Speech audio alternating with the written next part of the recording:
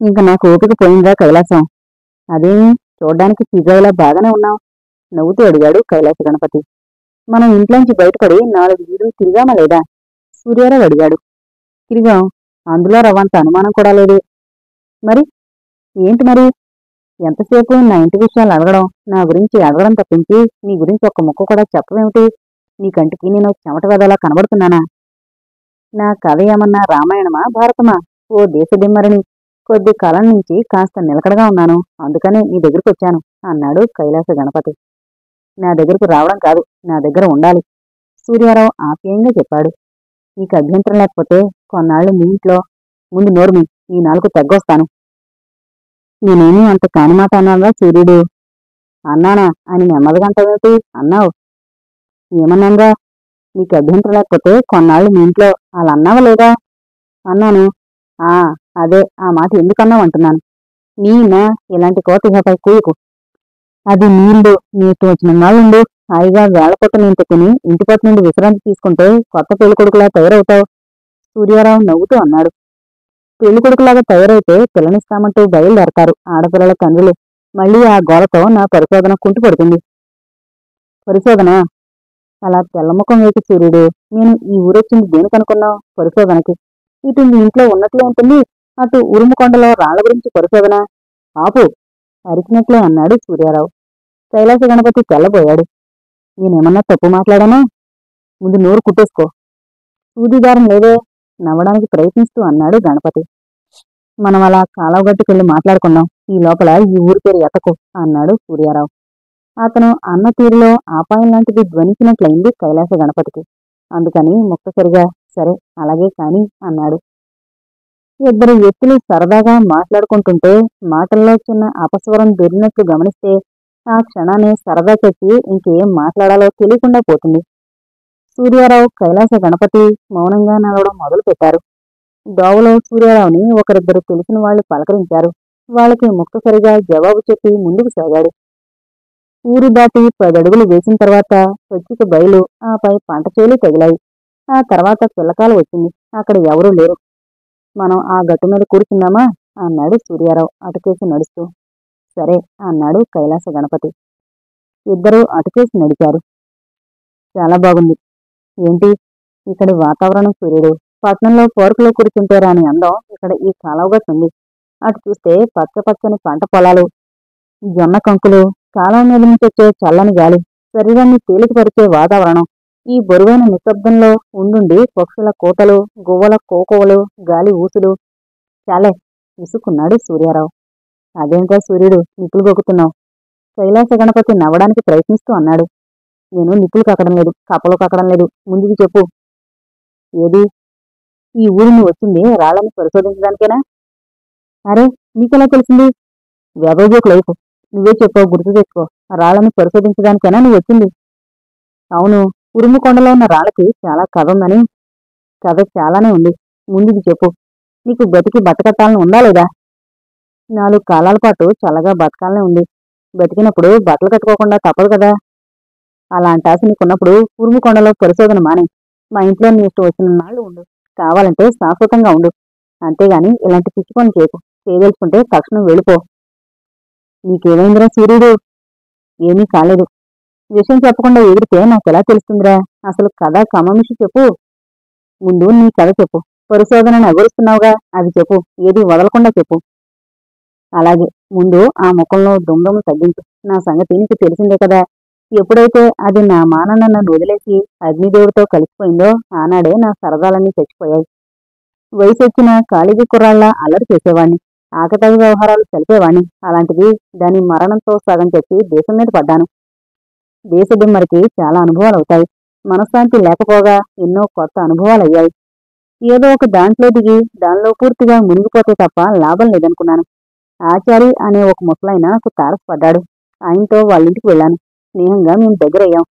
ఆచారి రకరకాల రాళ్లను దగ్గర పెట్టుకుని పరిశోధన చేసేవాడు. ముందు నేను వాటిని చూస్తూ కూర్చునేవాణ్ణి. ఆ తర్వాత నాకు పరిశోధన చెయ్యాలనిపించింది. ఆచార్ని అడిగి నేర్చుకున్నాను. ఏకాగ్రతగా నేర్చుకోవడం వల్ల కొద్ది కాలంలోనే మంచి పరిశోధకునయ్యాను. ఈ మాట నాది కాదురా సూర్యుడు. నా పరిశోధన రిజల్ట్ చూసి ఆచారన్న మాట ఇది. బయట వ్యాపకాలు సరదాలు అన్నీ చెప్పి పరిశోధకునయ్యా కదా, అక్కడితో ఆగకుండా కొత్త విషయాలు తెలుసుకోవడంలో పడ్డాను. ఈ సమయంలో ఆచార్య నాకు విషయం చెప్పాడు. ఏ ఏ ప్రదేశాల్లో ఏ ఏ రకం రాళ్లుంది, వాటి ప్రయోజనాలు వగేరలన్నమాట. ఆచార్య మాటల్లో ఉరుముకొండ విషయం కూడా వచ్చింది. ఏమని? అంతవరకు మౌనంగా ఉంటున్న సూర్యారావు ఆదురుద్దాగా అడిగాడు. ఉరుముకొండ తాలూకా కొండరాళ్లలో కొన్ని కాకి బంగారం రాళ్లని, బంగారం తయారు చేసే రాళ్లు కూడా మామూలు రాళ్లల్లో కలిసి ఉన్నాయని. అయితే నా ఊహ రైతే. కైలాస గణపతి చెప్పింది వింటూ సాలోచనగా అన్నాడు సూర్యారావు. ఏం రైటు? ముందు నీ కథ పూర్తి చేసి చెబుతాను. సరే, ఎక్కడ ఏ ఏ రాళ్లు ఉన్నాయి, వాటి విలువ ఏమిటి, రాళ్లతో రత్నాలు పండించొచ్చా అని ఆచార్య చూసేవాడు. ఎక్కడెక్కడి నుంచో విషయ సేకరణ చేసేవాడు. అప్పుడు ఉరుముకొండ విషయం కూడా తెలిసింది. ఉరుముకొండ అనగానే నువ్వు గుర్తొచ్చావు. నీ విషయం ఆచార్యతో చెప్పాను. మనకి తెలిసిన వాళ్ళు కూడా ఉంటే మరీ మంచిది, నిలవడానికి ఎంత చోటు దొరుకుతుంది అంటూ ఆచార్య సంతోషించాడు. ఈ ఊరు రావడానికి మంచి ముహూర్తం కూడా పెట్టుకున్నాం. ఓ రోజు ఆచార్య రోడ్డు మీద నడుస్తుండగా బస్సు యాక్సిడెంట్లో ప్రమాదానికి లోనై అక్కడికక్కడే మరణించాడు. కొద్ది రోజులు మనసు పిచ్చిపట్టినట్లయింది. ఎలాగో నిబ్బరించుకున్నాను. బాగా ఆలోచించి ఇలా బయలుదేరొచ్చాను. ప్రస్తుతం పరిశోధన దానిలో పూర్తిగా లీనమయ్యాను నేను. నిన్ను చూసిన సంతోషం, ఇక్కడికొచ్చిన ఆనందం తుంచేస్తూ నువ్వు నాకు అడ్డు తగులుతున్నావు. విన్నావుగా సూర్యుడు, ఇది నా కథ. గాలికి తిరిగే నేను నిలకడగా ఓ పని చేయబోతుంటే నువ్వెందుకు అడ్డు తగులుతున్నావు? ఆచారి ఆత్మశాంతికైనా నేను ఉరుముకొండ కొండరాళ్లలో పరిశోధన చేయక తప్పదు. ఇక నువ్వు చెప్పవలసింది నీ భయానికి కారణాలు చెప్పు. కైలాస గణపతి తన కథ చెప్పి అడిగాడు. నీకు బతకాలనుందా లేదా? ముందుకు చెప్పు. సూర్యారావు గాంభీర్యంగా అడిగాడు. నాకు బతకాలనుందని చెప్పా కదా. అయితే నీ పరిశోధన విరమించుకో. బతకాలనుందా? పరిశోధన విరమించుకోలాంటి చెత్తవాగుడు మానేసి అసలు విషయం చెప్పు. ఉరుముకొండలో పెద్ద పుల్లు తిరుగుతున్నాయా, లేక ఆ రాళ్లలో ఏమీ లేదా? విషయం ఏంటో చెప్పు. అప్పుడు నేను అర్థం చేసుకోవడానికి ఉంటుంది. అంతేగాని గోడ మీద చిల్లివాటంగా చెబితే ఏం చెయ్యాలో నాకెలా తెలుస్తుంది? కైలాస గణపతి అన్నాడు. నిజమేలే అని తల తాటించి, హత్య అంటే నీకు భయమా అని అడిగాడు సూర్యారావు. కైలాస గణపతి ఉలిక్కి పడ్డాడు. ముఖమంతా పాలిపోతుండగా హత్య అన్నాడు భయంతో. చూసావా, హత్య అనంగానే నువ్వెంత భయపడ్డావో. నా భయం నాది, అందుకే పరిశోధన విరమించుకోమంటున్నాను. నీ తీరు ఎలా ఉందంటే సూర్యుడు, పరిశోధన మానకపోతే నేను నిన్ను హత్య చేస్తాను సుమా అని హెచ్చరిస్తున్నట్లుంది. ఛా, అదేం మాట్రా కైలాసం నొచ్చుకుంటూ అన్నాడు సూర్యారావు. మరి విషయం వివరంగా అఘురించు. ఇంత క్రితం ఉరుముకొండలో రాళ్లని పరిశోధించడానికి నీలాగే కొందరొచ్చారు. వారం తిరిగేసరికి ఇద్దరు మాయమయ్యారు. ఒకడి అవయవాలైతే పెద్ద రాయి కింద పడి చితికిపోయాయి. మరొకడు నీళ్లలో తేలాడు. వేరొకడి గుడ్డలు పీలికలయ్యాయి. ఒళ్లంతా ఏ జంతువో పీకుతున్నట్టయ్యాడు. ఇలా వీళ్ళంతా తలరకంగా చంపబడ్డారు, అనగా హత్య చేయబడ్డారు. ఇప్పుడు చెప్పు, నీకు బతకాలనుందా, పరిశోధన చెయ్యాలనుందా? బతకాలనుంది, పరిశోధన చెయ్యాలని ఉంది. ముందు ఈ విషయం చెప్పు. ఒక్కొక్కరు ఒక్కొక్క రకంగా చెప్పారు, మరి హత్య అంటావేమిటి? కైలాస గణపతి నవ్వుతూ అడిగాడు. తర్వాత పోలీసులు వచ్చి పరిశోధన చేశారు. చివరికి చచ్చిన వాడికి హత్య అని తేల్చారు. మరి మొదట స్వర్గస్థులైన వాళ్ళ సంగతి ఏమిటట? అప్పటికింకా రంగప్రవేశం చేయలేదు పోలీసులు. ఎందుకని? చచ్చిన వాళ్ళంతా తలరకం యాక్సిడెంట్లో చచ్చారనుకుని పోలీసుల దాకా వ్యవహారం పోకపోవడమే. మొదటి వాళ్ళంతా హత్య కాబడలేదేమో. కాదు, వాళ్ళు హత్య కాబడ్డారు. అలాని ఎలా చెప్పగలరా సూర్యుడు? డిటెక్టివ్ లాగా దిక్కుమాలిన ప్రశ్నలు వేకు. ఉరుముకొండలో పరిశోధన చేయడానికి ఇప్పటికి 10 మంది దాకా వచ్చారు. తలో రకంగా నెల లోపల 2 నెలల లోపల తెచ్చారు. కాదు, హత్య కాబడ్డారు. పరిశోధనకి ఊళ్ళో ఏ శాల్తీ అన్నా దిగబడిందంటే వాడు హత్య చేయబడతాడని మేమంతా గాఢంగా నమ్ముతున్నాం. అక్కడ రాళ్లని పరిశోధించడం ఎవరికి ఇష్టం లేదు. అందుకే హంతకులు చాటుగా మాటేసి వచ్చిన వాడిని హత్య చేస్తున్నారు. ఎందుకో ఏంటో మాకు అనవసరం. హత్య కాబడతాడని నమ్ముతున్నాం, సరేనా? మీరు నమ్మే మాట వరకు సరేలే. పోలీసులు కొండంతా గాలించకపోయారా? గాలించారు. ఆధారాలు ఏమన్నా దొరికాయా? చెత్త చెదరం కొండరాళ్ళు, సూర్యారావు చెప్పాడు. ఆ మాట విని కైలాస గణపతి పెద్దపెట్టి నవ్వాడు. వీడికి ఏమైనా మతి చెలించిందా అన్నట్టు చూశాడు సూర్యారావు. కనుక సూర్యుడు, నీ మాటను బట్టి చూస్తే అంతా ట్రాష్ అనిపిస్తోంది. పోలీసులు కొండ మొత్తం గాలిస్తే బంగాలు తప్ప ఏమీ దొరకలేదా? హత్య చేయబడింది ఒకడు, మిగతా వాళ్ళు కాలం కర్మ మూడిన వాళ్ళు. మీ ఊరి వాళ్ళు అర్థం లేని భయంతో కదల్లారు. అర్థమైందా? నువ్వు పరిశోధన మానంటావు అంతేనా? సూర్యారావు కోపం తెచ్చుకుంటూ అడిగాడు. ఎందుకు మానాలి? నా కళ్ళరా చూస్తే గాని నేను ఏది నమ్మను. అదిగో పూలంటే ఇదిగో తోక అనడం నాకు మహా చికాకు. విషయం కాని ఏం జరుగుతుందో చూద్దాం కైలాస గణపతి అన్నాడు. చెక్కిన తర్వాత చూడ్డానికి ఏముంటుంది? సూర్యారావు కోపంగా అడిగాడు. నా శవం ఉంటుంది కదరా సూర్యుడు, నవ్వుతూ తేలిగ్గా జవాబిచ్చాడు కైలాస గణపతి. నీకు ప్రాణభయం లేదురా కైలాసం? ప్రాణభయం ఉన్నవాళ్ళకి ప్రాణం పోకుండా ఉంటుందా? అలానే నువ్వు హామీ ఇవ్వగలవా? నీ వితనవర్ణతో నాకెందుకు గాని, పోనీ నీకు చెప్పేదైనా విను. పరిశోధన విరమించుకో. ఆ మాట తప్ప ఇంకేదైనా చెప్పు వింటాను. ముందు జాగ్రత్త వహిస్తూ అన్నాడు కైలాస గణపతి.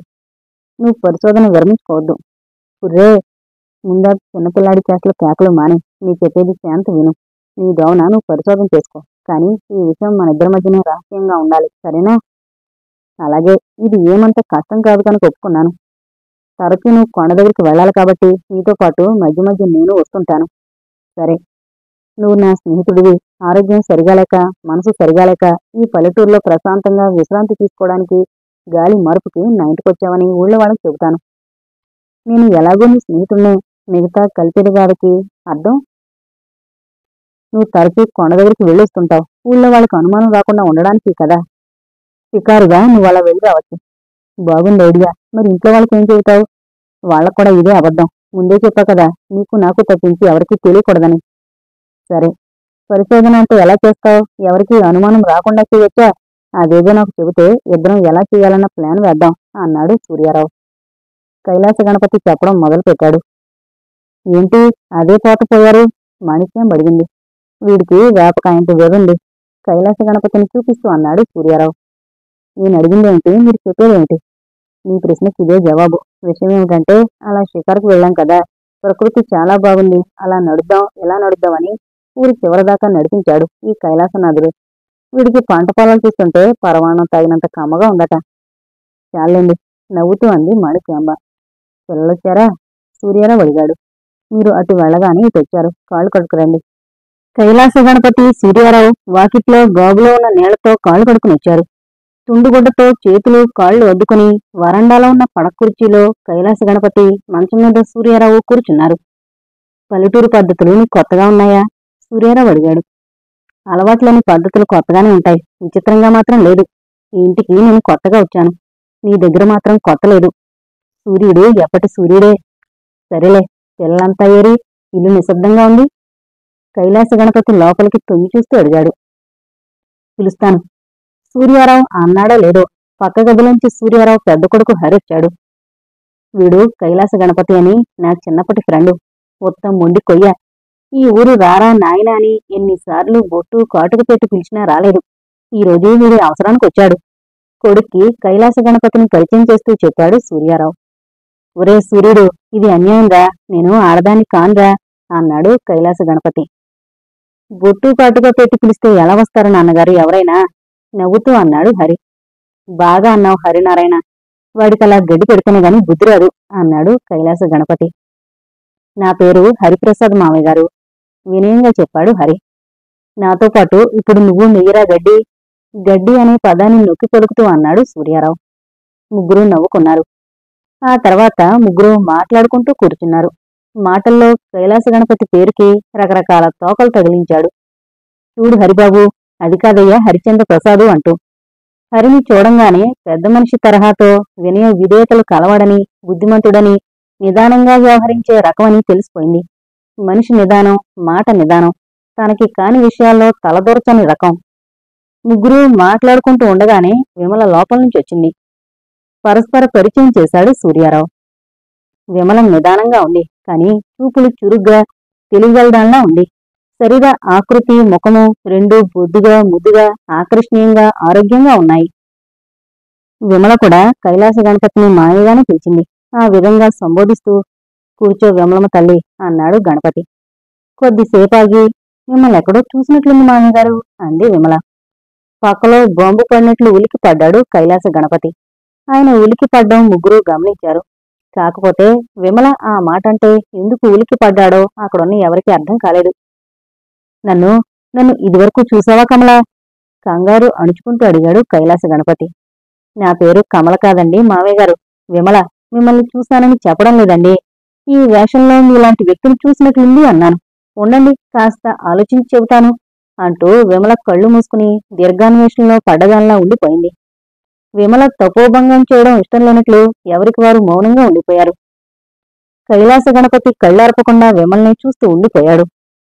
ఇప్పుడంటే ఇంతసేపు ఆలోచిస్తోంది గాని మా విమల ఓసారి చూసిన వ్యక్తిని మరిచిపోదరా కైలాసం.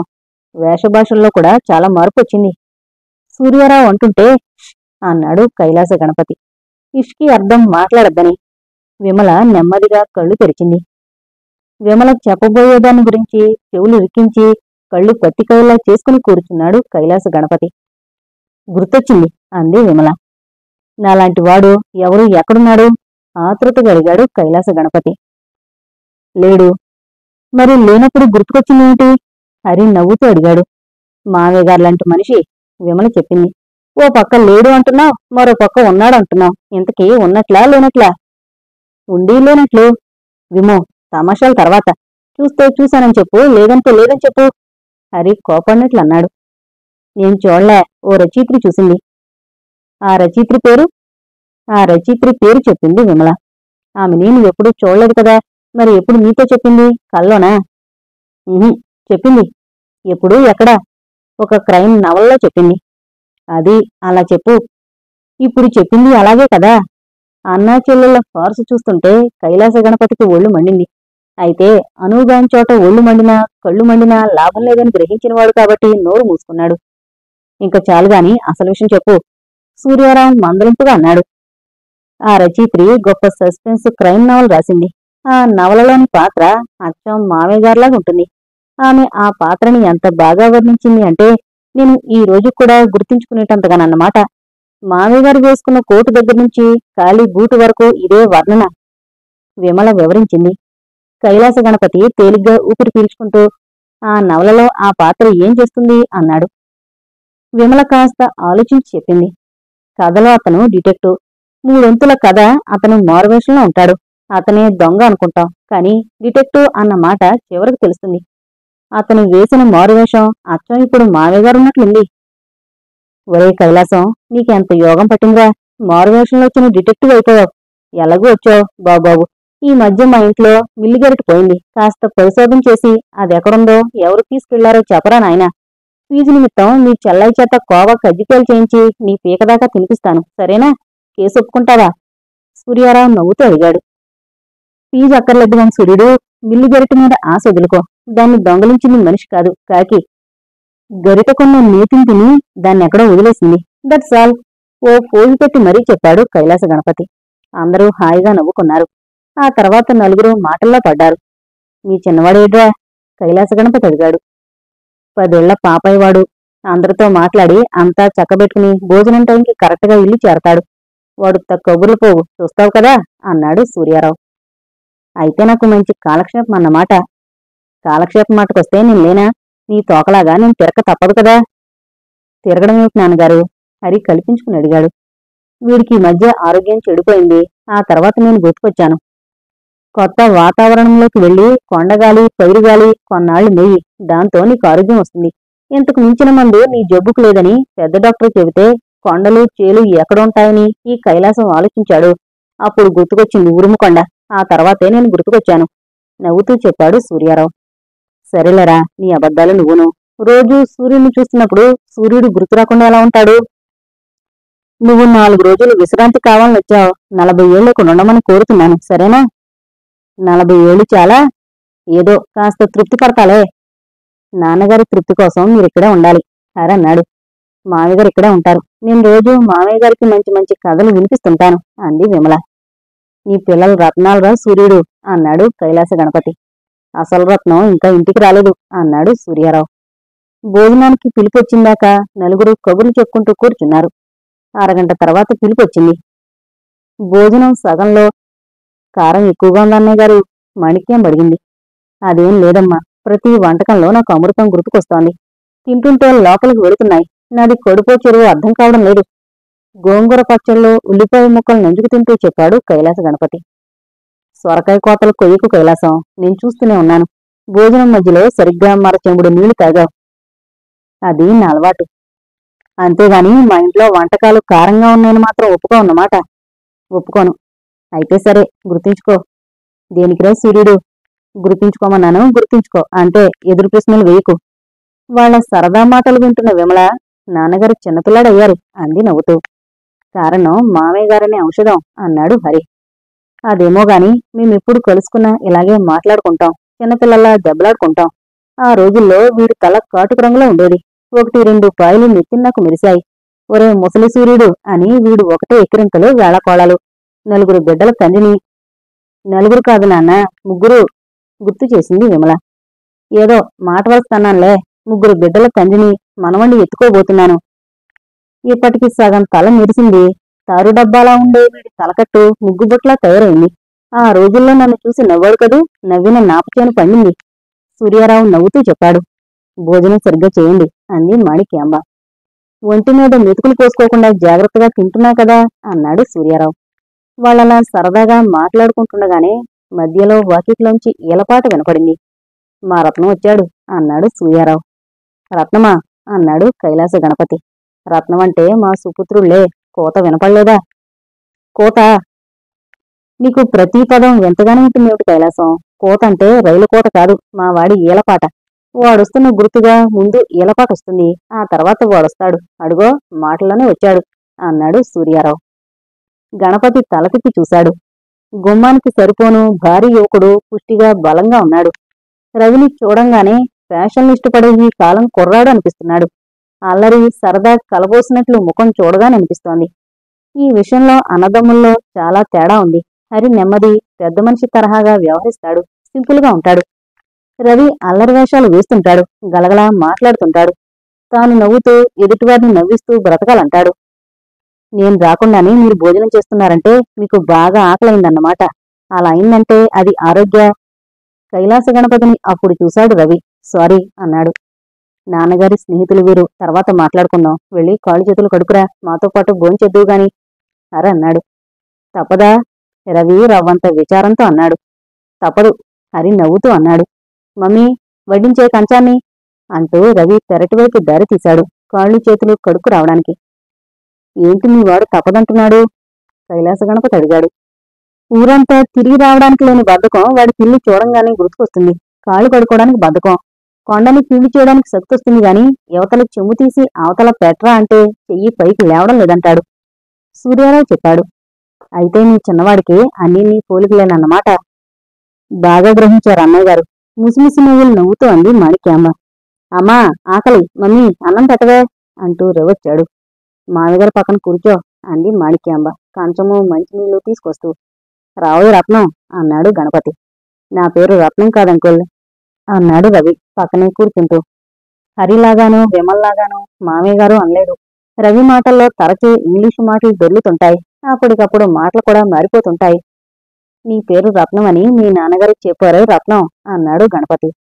వాడి చేష్టలకి చర్యలకి ముద్దొచ్చి అప్పుడప్పుడు రత్నమని, మాణిక్యమని, వజ్రమని అంటుంటాలే. వాడి పేరు రవి.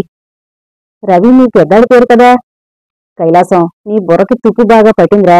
మా పెద్దాడి పేరు హరి, చిన్నాడి పేరు రవి. ఇలా దగ్గర పేర్లు పెట్టకూడదురా సూర్యుడు. మరీ కన్ఫ్యూజింగ్ గా ఉంది. ఇంకా నయం, 2 అమ్మాయిలు ఉన్నట్టయితే కమల, విమల అని పెట్టేవాడివి. కమల ఎవరో తెలియక, విమల ఎవరో తెలియక అదో పెద్ద కన్ఫ్యూజన్ గా ఉండేది. ఈ అమ్మ కమల, నేనన్న దాంట్లో పొరపాటు లేదు కదా. మీరన్న దాంట్లో పొరపాటు ఎంతమాత్రం లేదు మామయ్య గారు. కాకపోతే నా పేరు విమల. అరదే అన్నాడు కైలాస గణపతి. అందరూ నవ్వుకున్నారు. కొద్దిసేపు తర్వాత, ఈరోజు భోజనం సరిగ్గా చేయలేదేమిరా రవి? మాణిక్యం అడిగింది. అంకుల్ మాటలతో సగం కడుపు నిండింది రవన్నాడు. నువ్వు బాగా నచ్చావోయ్ అని నవ్వుతూ గణపతి కంచం ముందు నుంచి లేచాడు. రవికి చేతనైన ప్రథమ విద్య ఏంటంటే ఎదుటివారిని మాటలతో ఆకట్టుకోవడం అంటూ సూర్యారావు లేచాడు. సూర్యారావు, కైలాస గణపతి, హరి చేతులు కడుక్కుని ముందు హాల్లోకి వెళ్లారు. రవి, విమల వంటగదిలోనే ఉండిపోయారు. అంకుల్ తమాషాగా ఉన్నారు కదూ తగ్గు స్వరంతో విమలతో అన్నాడు రవి. సాయంత్రం భలే తమాషాగా నోరు జారి మళ్ళీ తెలివిగా సర్దుకున్నాను విమల చెప్పింది. తమాషా అంటే ఏంటట? మిమ్మల్ని ఎక్కడో చూసినట్టుంది అన్నాను. ఎవరో చెప్పు అన్నారు మామయ్య గారు. ఆలోచించాను. అచ్చం ఇదే రూపం ఓ నవలలో పాత్ర అన్నమాట. ఇదే విషయం చెప్పాను. దీనిలో తమాషా ఏముంది? నన్ను చిరంజీవిలా ఉంటానని చాలామంది అన్నారు. అబ్బా, అది కాదురా. పుస్తకంలోని ఆ వ్యక్తి వర్ణన చెప్పి అతను డిటెక్టివ్ మారువేషం ధరించినప్పుడు అచ్చం మీలాగా డ్రెస్ మేకప్ చేసుకున్నాడని చెప్పాను. దీంట్లో కూడా నాకేమీ తమాషా కనపడలేదు. నాలుక చపురిస్తూ తేలిగ్గా అన్నాడు రవి. మావయ్య గారి మనసు నొచ్చుకుంటుందని అసలు విషయం దాచాను. ఆ వ్యక్తి మారువేషం వేసుకున్న డిటెక్టివ్ కాదు, పోలీసుల కళ్ళు కప్పడానికి మారువేషం వేసుకున్న హంతకుడు. విమల తగ్గు స్వరంతో చెప్పింది. బాబరే, అయితే అంకుల్? రవి ఆశ్చర్యంగా కళ్ళు పెద్దవి చేశాడు. ఈ మామయ్య గారు హంతకుడు కాదు, డిటెక్టివ్ కాదు, నాన్నగారి ఫ్రెండు అంటూ విమల నవ్వింది. వీళ్ల మాటలు వింటున్న మాణిక్యాంబకి చిరెత్తుకొచ్చింది. ముందు మీ ఇద్దరు నోరు మూసుకోండి. పెద్దంతరం చిన్నంతరం లేకుండా ఏంటో వాగుడు. నాన్నగారు వింటే బాధపడతారని కూడా లేదు. ఆయన వింటే ఏమనుకుంటారు? పాలు తాగే పసివాళ్ళు కాదు. వయసు గుర్తు తెచ్చుకుని హుందాగా వ్యవహరించడం నేర్చుకోండి. మరోసారి పిచ్చివాగుడు వాకండి. చిరుకోపంతో మందలించింది మాణిక్యాంబ. విన్నావా విమ్ముడబ్బా, మమ్మీ వేసిన అక్షంతలు నీకే. రవి నవ్వుతూ అన్నాడు. అవును, అక్షంతలు నాకు, తిట్లు నీకు, విక్రిస్తూ అంది విమల. మీరు పిల్లలు కాదు, పిడుగులు, మిరుకంతో అంది మాణిక్యాంబ. ఇదేదో బాగానే ఉంది. అంకుల్ జిమ్తో కాసేపు బాతకాని వేస్తాను అంటూ రవ అక్కడి నుంచి లేచి బయటకు వెళ్లాడు. తల్లికి వంటింట్లో పని సాయం చేయడానికి విమల అక్కడే ఉండిపోయింది.